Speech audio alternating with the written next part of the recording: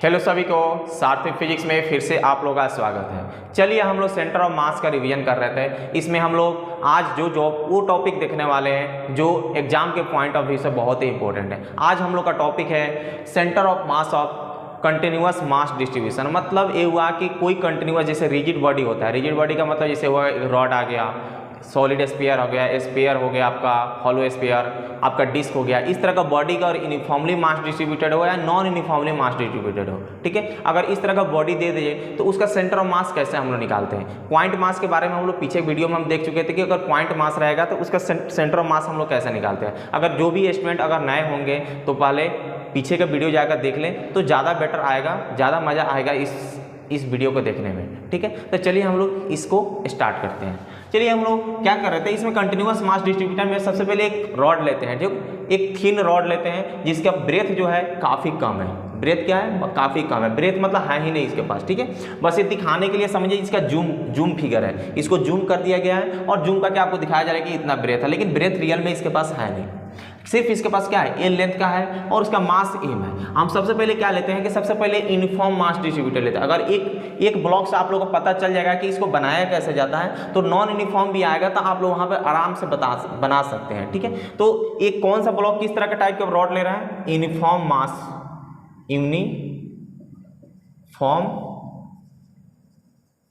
Distribution, uniform mass distribution block हम लिए हुए, ठीक है। अब यूनिफॉर्म मास डिस्ट्रीब्यूशन लिया तो ये ब्लॉक ऐसे दिया हुआ था, हम खुद से ओरिजिन को यहाँ पे लिए हैं कि यहाँ पे क्या रहे, एक वाई एक्सिस को मान लेते हैं, एक्स एक्सिस को मान लेते हैं, ठीक है। अब एक्स एक्सिस मानने का जरूरत क्यों है, क्योंकि आपको भी पता है कि सेंटर ऑफ मास निकालने के लिए रेफरेंस पॉइंट की जरूरत होती है।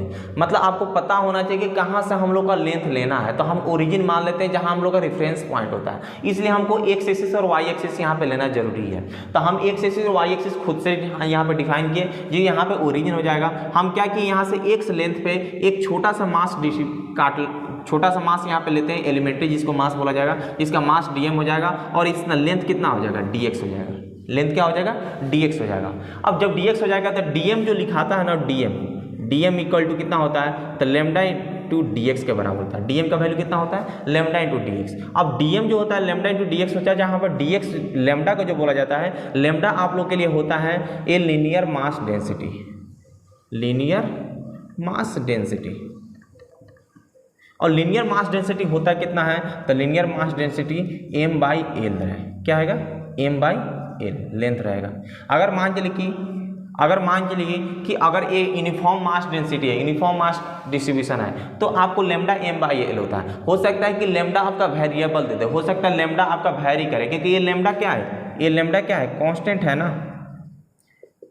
ये क्या एक्स के साथ वैरी कर रहा है, नहीं वैरी कर रहा है। लेमडा क्या है, एक्स के साथ वैरी नहीं कर रहा है, कांस्टेंट है। लेकिन हो सकता है कि आपका लेमडा वेरिएबल दे दे, मतलब हो सकता है एक्स के साथ वैरी करेगा, एक्स जैसे जैसे वैरी करे लेमडा वैसा देगा। तो जब वैसा देगा तो वहाँ पर अलग तरह से, मतलब बनाते हैं ऐसे ही, बट इंटीग्रेशन में हम लोग को लेने की तरीका अलग हो जाती है, ठीक है। यहाँ तक क्लियर लिया, डीएम निकल गया। अब हमको क्या निकालना, डीएम निकालने के लिए सबसे पहले आपको क्या चाहिए, आपको सेंटर ऑफ मास निकालने के लिए क्या चाहिए, आप लोगों को क्या चाहिए, आरसी। जिसे मान लीजिए किसका निकालता, हम सबसे पहले एक्स कोऑर्डिनेट निकालते हैं, एक्सी का मतलब क्या हुआ, centre of mass of x coordinate. तो एक्सी का वैल्यू कितना हो जाएगा, आप लोग क्या होता है इसका जनरल फार्मूला कितना होता है, x into D M by integration of D m होता है, इंटीग्रेशन ऑफ डी एम।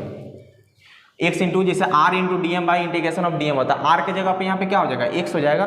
क्या हो जाएगा, एक्स हो जाएगा, क्योंकि ये जो मास लिया हुआ है ये कितने ओरिजिन से कितना डिस्टेंस पे है, एक्स पे है, तो हम इसलिए एक्स लेके चल रहे हैं, क्योंकि हमारा रेफरेंस पॉइंट क्या है, हमारा ओरिजिन है। क्लियर है यहाँ तक, ठीक है। तो एक्सी जो होगा, अब यहाँ पे एक्स, अब यहाँ पे वेरिएबल आप सबसे पहले एक्सी का वैल्यू यहाँ से एक्सी डालिए, तो एक्स इंटू डीएम का वैल्यू। अब क्या इसको इंटीग्रेट नहीं ना कर सकते हैं, क्योंकि एक्स तो वैरी कर रहा है लेकिन डीएम भी वैरी कर रहा है ना, डीएम भी छोटा सा है। तो क्या डीएम जो यहाँ पे छोटा सा लिया गया है, अगर इसको इंटीग्रेट किया जाए तो कभी इंटीग्रेशन पॉसिबल है। आपको इंटीग्रेशन करने के लिए फंक्शन सेम होना चाहिए। तो हम क्या करेंगे, डीएम का वैल्यू को क्या करेंगे, इसके फॉर्मेट में रखेंगे। डीएम का वैल्यू लेमडा इंटू डीएक्स हो जाएगा, तो यहाँ क्या रहेगा, लेमडा इंटू डीएक्स हो जाएगा। अब बताइए यहाँ पे एक्स वैरी जब कर रहा है तो एक्स कहाँ से कहाँ तक वैरी करेगा, 0 से l तक होगा एक्स का, क्योंकि इसका कोऑर्डिनेट अगर पूछा जाएगा तो कितना होगा, l, 0 हो जाएगा, l, 0। तो अगर पूछा जाएगा यहाँ से 0 से l by integration of dm। अब नीचे में रखने का कोई फायदा नहीं है, ध्यान रखिएगा, नीचे में कोई रखने का, क्योंकि हम लोग को ऊपर में रखने का इसलिए जरूरत था क्योंकि हमको इंटीग्रेशन करना है। इंटीग्रेशन करने के लिए हर फंक्शन सेम होना चाहिए, ए बी फंक्शन सेम होना चाहिए, लेकिन नीचे में तो वो सिंगल है। अब इसको इंटीग्रेट करेंगे तो कहाँ से कहाँ तक, 0 से m तक होगा ना इसका मास, मतलब इसको इंटीग्रेट करोगे तो m ही ना आएगा जो टोटल इसका मास दिया हुआ है। अगर किसी एलिमेंट्री मास को इंटीग्रेट किया जाएगा तो उसका टोटल मास आएगा ना, और टोटल मास ऑलरेडी आपको दिया हुआ है m, तो हम 0 से m तक डाल दिए, कोई दिक्कत नहीं है। तो xc का वैल्यू कितना हो जाएगा यहाँ से, ये लेमडा कांस्टेंट है आपका, तो इंटीग्रेशन से बाहर हो जाएगा, integration of x into D x 0 से l बाई कितना हो जाएगा, इसको जब इंटीग्रेट किया जाएगा तो डायरेक्ट m हो जाएगा इंटीग्रेट, तो एक्स इक्वल टू कितना हो जाएगा यहाँ से एक lambda into x square by 2 हो जाएगा, कहाँ से कहाँ तक ले, 0 से l तक बाई कैपिटल M हो जाएगा। यहाँ तक क्लियर है। अब जब यहाँ तक क्लियर है तो फिर क्या हो जाएगा, यहाँ से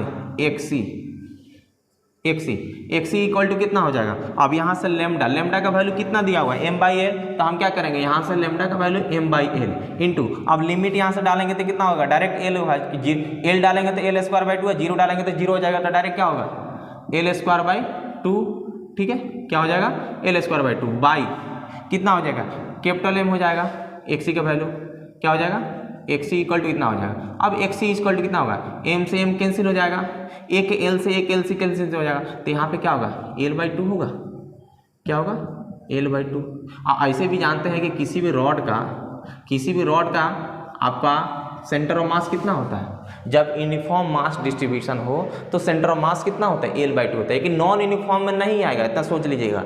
कोई भी नॉन यूनिफॉर्म का मतलब होता है क्या, कि पार्टिकल कहीं पे पार्टिकल ज़्यादा होना चाहिए, कहीं पे पार्टिकल कम होना चाहिए, कहीं पे मास ज़्यादा होना चाहिए, कहीं पे मास कम होना चाहिए, तो उसको नॉन यूनिफॉर्म बोलते हैं। तो उसका centre of mass l/2 distance पर नहीं आएगा, मतलब यहाँ से l/2 मतलब रॉड यहाँ पे है तो l/2 मतलब इसके बीच में एकदम मिड पॉइंट में। अगर मान चलिए कि अभी तो x कोऑर्डिनेट निकालेगा, y कोऑर्डिनेट निकालें, y कोऑर्डिनेट, तो y कोऑर्डिनेट अगर yc के बारे में सोचें, y से, तो ये भी y into dm by integration of dm। अब आपको हम बताए हैं कि इसमें y कोऑर्डिनेट है ही नहीं, y कोऑर्डिनेट एकदम ब्रेथ जो है कभी एकदम 0 है, तो ब्रेथ 0 है तो y का वैल्यू क्या होता है, y का वैल्यू क्या होगा 0। क्यों 0 होगा, क्योंकि ठीक नहीं, y का वैल्यू ऊपर में है ना, तो एक बहुत पतला रॉड है, ऐसे समझिए, ऐसा समझिए, बहुत पतला रॉड है इसके पास में, बस इसको जूम करके थोड़ा सा बड़ा दिखाया गया, ठीक है।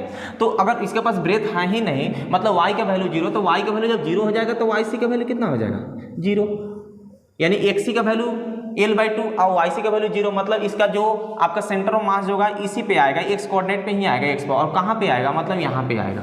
इसे रॉड हुआ, अब क्या हुआ l/2 कहाँ होगा, यहाँ से लेंथ ले रहा है ना, यही 0,0 है ना आपका 0, तो l/2 यहाँ से और l/2 यहाँ से, क्लियर है। ये क्या होगा, ये सेंटर ऑफ मास का पोजीशन हो जाएगा, यहाँ पे क्या होगा सेंटर ऑफ मास का पोजीशन होगा। यहाँ तक क्लियर है। अब देखिए, अब यहाँ से एक चीज़ और सीखिए आप, जैसे इस चीज़ को हम जब कर रहे थे, अगर वेरिएबल आपको क्वेश्चन में देते, बोलते कि लेमडा वेरिएबल हो जाएगा, तो हम सेम इंटीग्रेशन करेंगे, सेम चीज़ सब कुछ करेंगे, लेकिन लेमडा जो होगा ना, जिसको जो बाहर कर रहे हैं इंटीग्रेशन से, उसको बाहर नहीं करेंगे, क्योंकि लेमडा जो होगा एक्स का फंक्शन होगा। अब लेमडा जब एक्स का फंक्शन होगा तो हमको उसको इंटीग्रेशन का अंदर रख देंगे। अगर यहाँ पे लिख दें, और थोड़ा सा हम यहाँ पे लिख रहे हैं जिससे आप लोग समझने की कोशिश कीजिए, जो हम एक क्वेश्चन दे रहे हैं जो आप लोग बनाने की कोशिश कीजिए। अगर मान चलिए कि यहाँ पे एक्सी का वैल्यू जो लिख रहे हैं, इंटीग्रेशन ऑफ, यहाँ पे जो लिखे हुए हैं x lambda into D x by integration of D M, if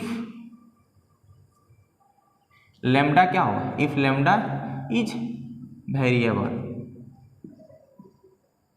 अगर लेमडा वेरिएबल होगा तो फिर क्या होगा वेरिएबल, देन क्या होगा एक्सी जो होगा, देन एक्सी क्या होगा, ये आपका होगा, यही इंटीग्रेशन के अंदर ही रह जाएगा, उसका कांस्टेंट से बाहर ही नहीं होगा। ये कब हुआ है, जब लेमडा क्या था, यहाँ पे कांस्टेंट बाहर से क्यों हो गया, क्योंकि लेमडा यहाँ पे क्या है, लेमडा अगर यहाँ पे लिखे तो लेमडा क्या है, लेमडा इक्वल टू कांस्टेंट है, तो इसलिए क्या हुआ, लेमडा कांस्टेंट था इसलिए इसको इंटीग्रेशन से बाहर किया। क्लियर हुआ।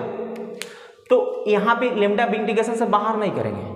क्लियर है यहाँ तक। चलिए यहाँ तक तो आप लोग समझ चुके होंगे। अगर जो भी नहीं, जिसको समझ में अगर नहीं आओगे, कोई भी प्रॉब्लम इसमें डाउट होगा तो आप लोग कमेंट करके पूछ सकते हैं। चलिए एक क्वेश्चन आप लोग को बहुत ही इंपॉर्टेंट क्वेश्चन दे रहे हैं जो जेईई मेंस में पूछा गया, ठीक है। तो इसको आप लोग पॉज करके इसको नोट कर लें और आपका जो क्वेश्चन है आपका जो क्वेश्चन है वो स्क्रीन पर दिखेगा इस साइड में, हम उसका सॉल्यूशन का हिंट्स थोड़ा सा देंगे इधर, और आप लोगों को उसको क्वेश्चन बना के और कमेंट करना है कि आप लोगों का आंसर कितना आ रहा है, क्योंकि खुद से बनाइएगा तो ज़्यादा आप लोगों को फायदा होगा, क्योंकि हम तो बनवा देंगे लेकिन फायदा आप लोगों से कुछ नहीं हुआ, तो हम उसका हिंट्स दे देते हैं, लेकिन आप लोग उसको बनाने की कोशिश कीजिएगा। क्वेश्चन क्या है, चलिए हम इसको इधर से मिटाते हैं, ठीक है। यहाँ तक वीडियो पॉज करके आप लोग नोट कर लिए, चलिए ठीक है।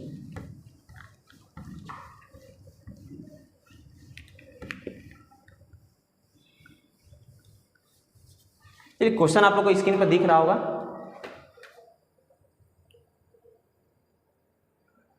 क्वेश्चन में दिया हुआ है, क्वेश्चन में आप लोग का है कि A distance of centre of mass from end A, एक ए बी नाम की एक रॉड है, ए बी एक रॉड है, ठीक है। आपको ए बी एक रॉड दिया हुआ है, ऐसे ही पतला रॉड दिया हुआ है, ए बी, ए और बी यहाँ पे दिया हुआ है, ठीक है।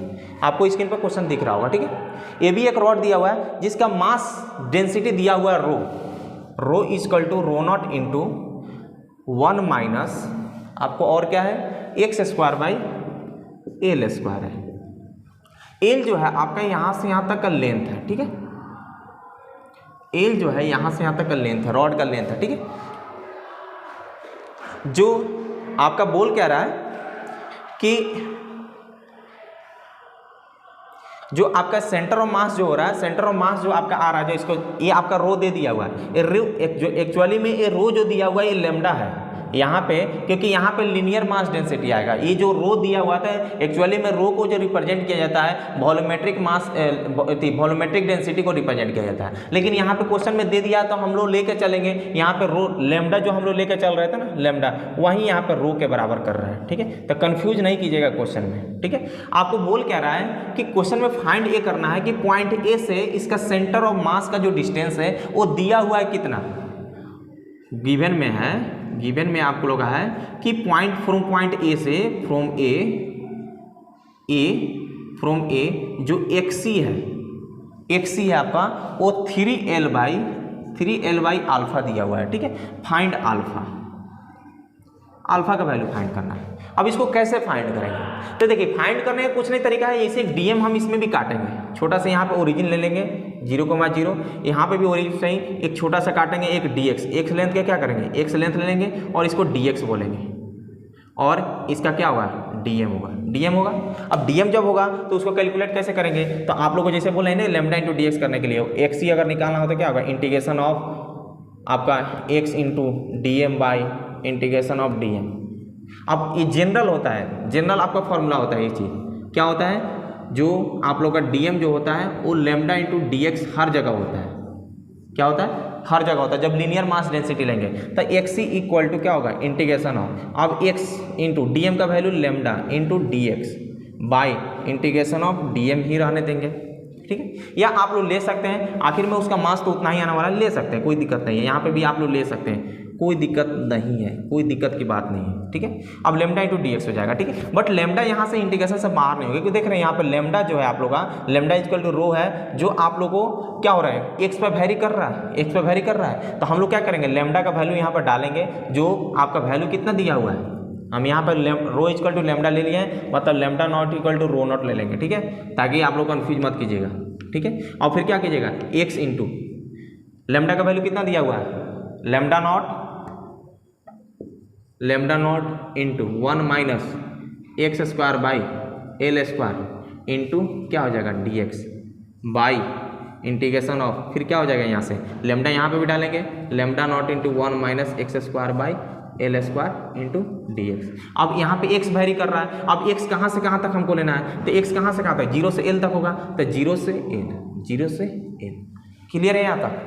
अब क्या करेंगे इसको इंटीग्रेट कर लेंगे, और इंटीग्रेट करके जो भी हमारा आंसर आएगा इसके फॉर्मेट में कुछ आएगा 3L बाई अल्फा का फॉर्मेट में हो जाएगा, यहाँ पर अल्फा का कुछ वैल्यू आएगा 2, 4, 5 कुछ भी हो सकता है, ठीक है। तो उसको आप लोगों फाइंड करके और कमेंट करके बताना है कि क्या आंसर पॉसिबल हो सकता है, क्योंकि इसके बाद आप लोग जरूर, इसके बाद अगर अच्छे से आप लोग पढ़े होंगे, अगर अच्छे से थोड़ा बहुत इंटीग्रेशन जानते होंगे तो इसके आगे जरूर कैलकुलेट कर सकते हैं। क्लियर है यहाँ तक, आपको स्क्रीन पर क्वेश्चन दिख रहा होगा, आप स्क्रीन में क्वेश्चन पढ़ लीजिएगा। क्लियर है? अगर कोई भी डाउट होगा तो आप लोग कमेंट करके पूछ सकते हैं। चलिए, अगर वीडियो आपको पसंद आ रहा है, रिवीजन करने में मज़ा आ रहा है, तो इस वीडियो को लाइक, शेयर और सब्सक्राइब जरूर करें। धन्यवाद।